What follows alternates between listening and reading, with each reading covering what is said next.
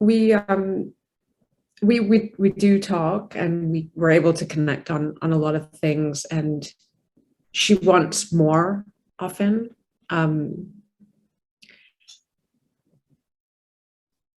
And sometimes she'll even, outright ask or kind of wonder why we're not as close as other mother-daughter relationships. And sometimes I feel in me that there's this, I want to, I can tell you exactly why, but I know she doesn't want to hear it. And in the past, sometimes if things have come up or I've brought things up, she'll get very defensive. And for 2 years ago, something came up, so I don't know, somehow, and kind of the word control came up, and she was just like, oh, I don't even want to talk about that, and like kind of completely shutting it out. And on one hand, we share so many values, and I talk a lot about the stuff we talk about here with my parents, with both of them, and she gets it, and she gets it inside. When her heart opens, she gets it, and we're connected, and I know she knows it. But then sometimes she doesn't want to open that, and she wants to shut it out. And I don't want to be pushing her to, like, I don't want to push this truth on other people. Yeah. But sometimes it just feels authentically like what I want to say. I don't think she wants to hear it. And I don't want to just create conflict and fighting. I hear you. So I'm gonna say something that I hope is digestible for you. And that is, what you're going through is your movement. It's your personal unraveling and re-raveling based on a center that's authentic and true to you. It's not hers.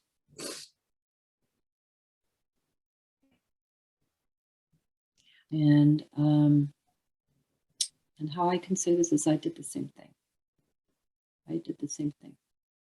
And I must have been kind of difficult, maybe, for my certain family members at a certain point, at one point of like, I just wanted to meet them in a real place from the heart, and not, I wanted to, but really it was my need. I see that now, and that's why I can say this to you. I don't know if it'll help, but it was my need, not theirs. And hey, heck, who knows? Maybe it's a bit controlling. I don't know. I'm not saying you, but me. I'm reflecting now. Maybe it was a bit controlling for me to say, these are the parameters of how I want to have our relationship now. And I don't accept you otherwise. Like, oh, that stings a little bit.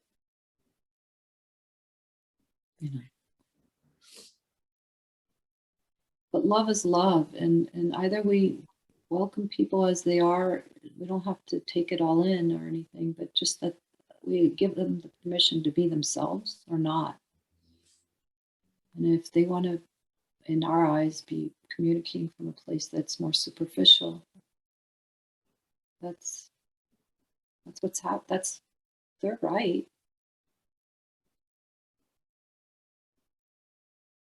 And it's for you to do the work that you're doing for yourself, be true to it.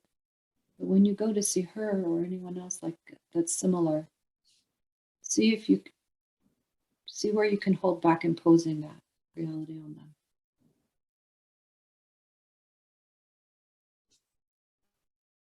Thank you. Yes, welcome. I wish someone had told me that when that was happening with me. And I just went through something kind of recently with my husband, and we'd been going at it months and months and months. And then I just realized, oh shit, this is all me. This is all my stuff. In a much lighter way, when I became a vegetarian in my early 20s, I was like probably really annoying. So annoying.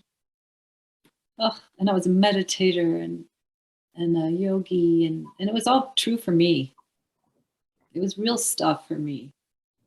But God, just like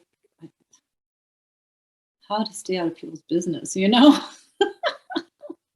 And I think the difficult part for me with my parents is that I'm also a bit fearful that like if I know this on an intellectual level, but it's not like here yet, that, or I think I know it, maybe I don't know it at all. Maybe it's not that at all, but I think there's this fear of just like this rejection, this Mm. like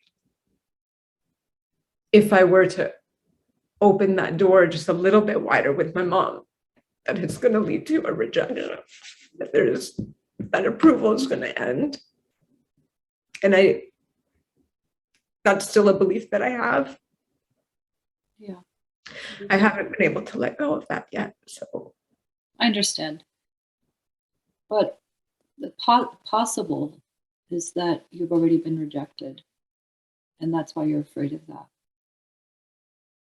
You've already felt rejected, not that it was a conscious thing, you know, on her part.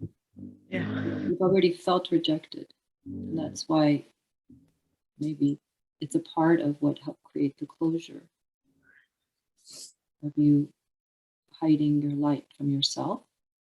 And now that you're revealing it to yourself and wanting to be true to it, and wanting to like share that with her, you know, from that place, meet her from that place.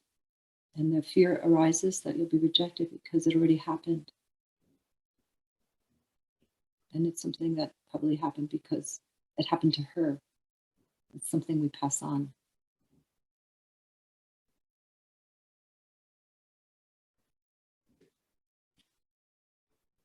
So do the work on your own. And when you go see her or whatever, bring that understanding to it. Like, there's a reason why she's shut down. There's a reason why you feel afraid.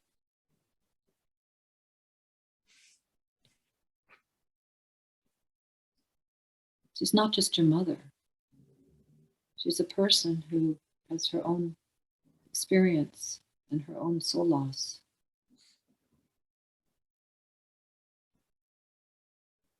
Yeah. Thank you. You're welcome.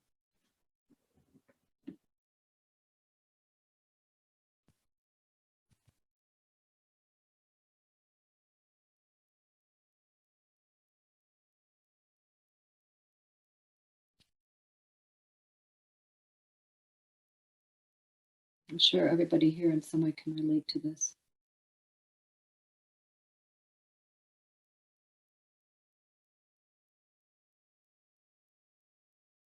I wish I could revisit some of these relationships that I now from where I'm at. I wouldn't give a shit about how open my father was now. I would just be happy to be with him. Wouldn't give a shit. He could talk about whatever he wants to.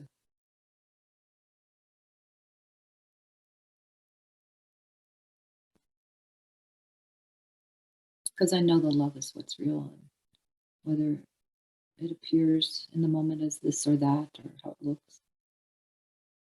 But Sumi, you have to go through your own journey to be solid in yourself, to where it doesn't matter. And I value and honor your journey.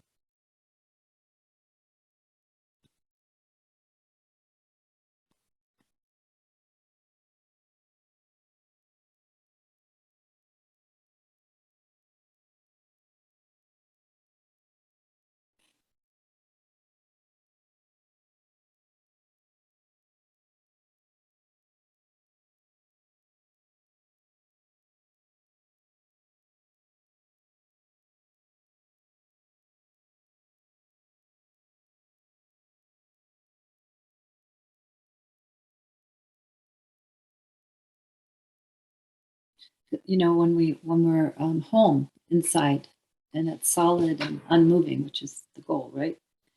Um, And that's what all this is about, this work and everything.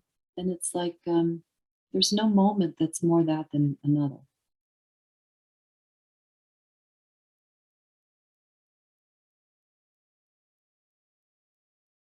It used to really matter to me, and it was real. And to meet people and to speak from that place together, like it was a huge value for me and very nourishing. I still love it. It's lovely, but it's no more precious or no more real than checking out at the supermarket.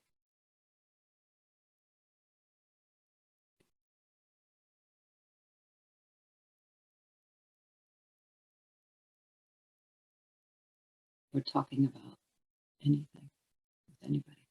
It really isn't. It's become so ordinary. But first, it has to be made special. It has to be made special to really be acknowledged. First we go through the pain that we've been ignoring it. It's our center. We've been giving it away or ignoring it or forgotten, and you have to go through that. And then you put your focus on it, and you go through that, and then you want to meet people and be engaged in satsang and different stuff to nourish it and be in remembrance together. And it's like it just becomes part of your voice. It's just your voice. It's not. It's always you. It's always with you, like the wind. The wind has always been the wind. And then, the wind touches everything equally.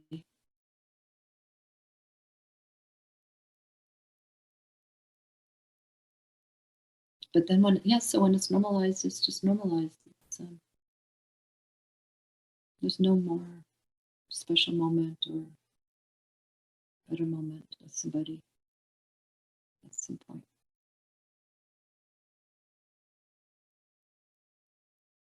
And just love them.